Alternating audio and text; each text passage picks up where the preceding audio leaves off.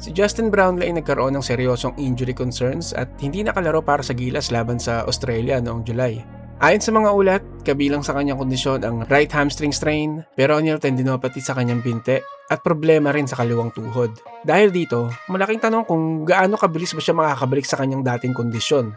Mahalaga si Brownlee sa Gilas dahil hindi lang siya scorer, siya rin ang isa sa pangunahing leader at go-to player ng national team. Samantala, hindi bagong pangalan si Jordan Clarkson pagdating sa Gilas.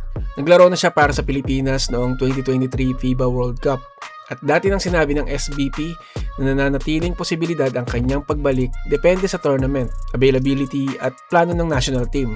Kung hindi pa makakabalik si Justin Brownlee, panahon na ba para ibalik ng SBP si Jordan Clarkson? Magandang debate ito dahil magkaibang klase ng players sina Brownlee at Clarkson. Hindi ordinaryong player si Justin Brownlee para sa Gilas. Kapag kailangan ng clutch basket, nandyan si JB. Kapag kailangan ng leadership, nandyan si JB. At higit sa lahat, matagal nang nabuo ang chemistry niya sa core ng Gilas Pilipinas. Kaya kung matagal ang kanyang rehabilitation at hindi siya agad makabalik, hindi lang scoring ang kailangang palitan sa Gilas. Kailangan nilang palitan ng isang player na naging sentro ng kanilang sistema. Dito papasok ang pangalan ni Jordan Clarkson. Alam naman natin kung ano ang kayang ibigay ni Clarkson. Scoring, shot creation, at ang kakayahang gumawa ng puntos kahit bantay sarado. Kung kailangan ng Gilas ng isang player na kayang bumuhat sa opensa, malaking pangalan talaga si Clarkson. Pero may mga hadlang. Siyempre, hindi rin ganun kasimple ang lahat. Una, kailangan mo na maging available si Clarkson.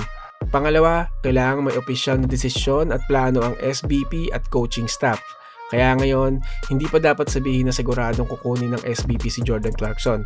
Mas tamang sabihin na kung hindi agad makakabalik si Brownlee, si Clarkson ay isa sa pinakamalaking pangalan na maaaring pag-usapan bilang option para sa Gilas. Yun ay kung magiging possible at available ang kanyang serbisyo. Sa ngayon, ang pinakamahalagang bagay ay ang recovery ni Justin Brownlee. Walang gustong makita na tuluyang mawala ang isa sa pinakamahalagang player ng Gilas dahil sa injury.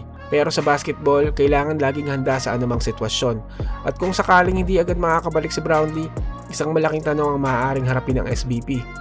Maghihintay ba sila kay Justin Brownlee o panahon na para muling tawagan si Jordan Clarkson? At kayo, mga kambing, kung kayo ang papipiliin, sino ang gusto nyong maging pangunahing star ng Gilas?